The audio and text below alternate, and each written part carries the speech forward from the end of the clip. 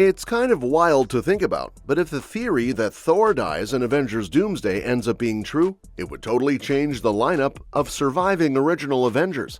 Imagine, after all these years, since 2012, when the Avengers became the MCU's first $1 billion blockbuster, most of the team we started with could be gone.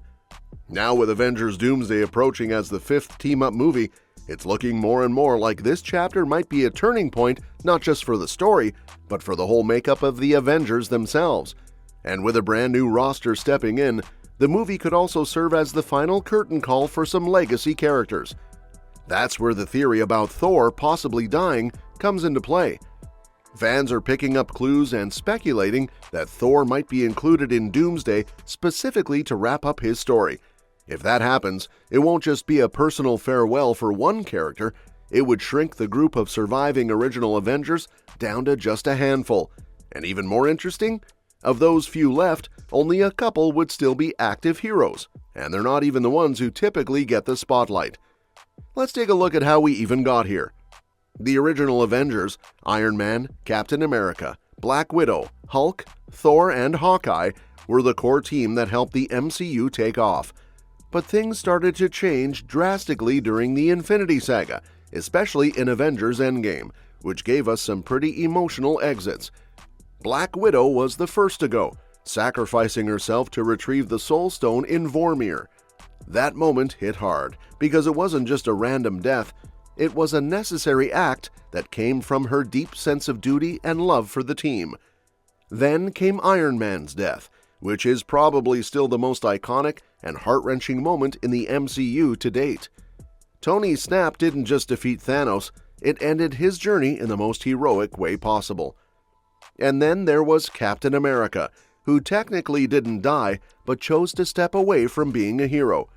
Steve went back in time and lived the life he always wanted with Peggy Carter and passed the shield on, effectively retiring on his own terms. Now, while each of those send-offs felt meaningful in their own way, they also meant that the team that once seemed unstoppable had now been reduced to less than half. And if Thor ends up joining that list, it would narrow things down even more. Which brings us to why this theory matters so much, because it would leave only Hulk and Hawkeye as the last two original Avengers still active. Although both are powerful and have had their roles, they've never really been the face of the franchise. Hawkeye has never headlined his own movie, and even though he got his own Disney Plus series, it mostly focused on him passing the torch to Kate Bishop. As for Hulk, most of his development has happened in other people's stories. He hasn't had a solo MCU movie since The Incredible Hulk, and that came out before the MCU really found its rhythm. So if Thor's journey does come to an end in Doomsday, it's kind of fascinating, and a little ironic, that the two characters who've historically been sidelined could end up being the last ones standing. That could potentially place them in much more prominent roles moving forward, which is an interesting twist, given how the MCU has treated them over the years. But it also raises questions.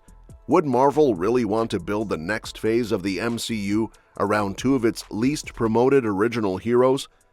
On top of that, Thor's potential death would cast Steve Rogers' decision to retire in a completely new light.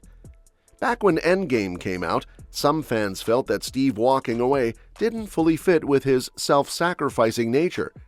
Compared to Tony and Natasha, who both gave their lives for the mission, Steve opting out felt kind of like a quiet exit for someone who usually charged headfirst into danger. But if Thor dies in the next movie, that would make Steve the only one among the core six who got to live out his life and die on his own terms. Suddenly, his choice to step back and find peace doesn't look so strange. It actually starts to seem pretty smart, considering how deadly the path of an Avenger has become. As for how likely Thor's death really is, that's still up in the air. Chris Hemsworth has hinted that he's nearing the end of his time in the role, and Marvel recently released a tribute video celebrating Thor's journey, which felt suspiciously like a goodbye. And with Thor being confirmed for Avengers Doomsday, the timing feels significant. It's been over a decade since the Avengers first assembled, and closing out Thor's arc here would fit with the MCU's tradition of emotional, story-driven farewells. But at the same time, the idea of letting go of Thor could be tricky for Marvel. He's been one of the most enduring and fan-favorite characters, and removing him might risk alienating viewers who have stuck with the franchise because of those core Avengers. Plus, with Hulk and Hawkeye being less central in terms of screen time and popularity, Marvel might not want to leave the original team's legacy in their hands alone. So even if there's a strong narrative reason to kill off Thor, the studio might hesitate simply because of what that means for the franchise's future. Meanwhile, the MCU is clearly preparing to move forward with a new lineup. One of the characters leading the charge is Letitia Wright's Shuri, now fully stepping into the role of Black Panther. In Black Panther: Wakanda Forever, we saw her go through tremendous growth, and now she's confirmed to be part of the Avengers Doomsday cast. Wright herself recently shared some thoughts in an interview, saying how excited she is to return in a more central role this time around. She mentioned that the experience has been amazing so far, and emphasized how great it is to work with the Russo brothers again.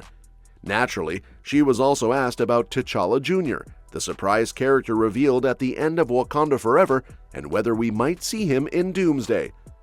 As expected, she didn't give anything away, only saying she's sworn to secrecy and had just finished a great day of filming. That kind of secrecy almost always hints at something bigger coming, so it wouldn't be too surprising if T'Challa's son plays a small but meaningful part, even if it's just a cameo or a setup for the future. Shuri's return is pretty significant, not just for her character arc, but because it shows that Marvel is actively reshaping the Avengers lineup with new voices, new leaders, and fresh energy. By the time Avengers Doomsday hits theaters, it'll have been nearly 5 years since we last saw Shuri in action, so seeing her step into a more leading role should be exciting for fans, especially now that she's carrying the mantle of the Black Panther. And there's also the looming threat of Victor Von Doom, played by none other than Robert Downey Jr. in a major twist. That adds another layer to the anticipation surrounding Doomsday, since it marks the return of a legendary actor to the MCU, but in a completely different role. It'll be interesting to see how Shuri and the rest of the new team handle a villain as iconic as Doctor Doom. So, when you pull it all together, Avengers Doomsday is shaping up to be a massive crossroads for the MCU. It could mark the end of Thor's journey, elevate overlooked characters like Hawkeye and Hulk, and fully launch a new wave of heroes like Shuri.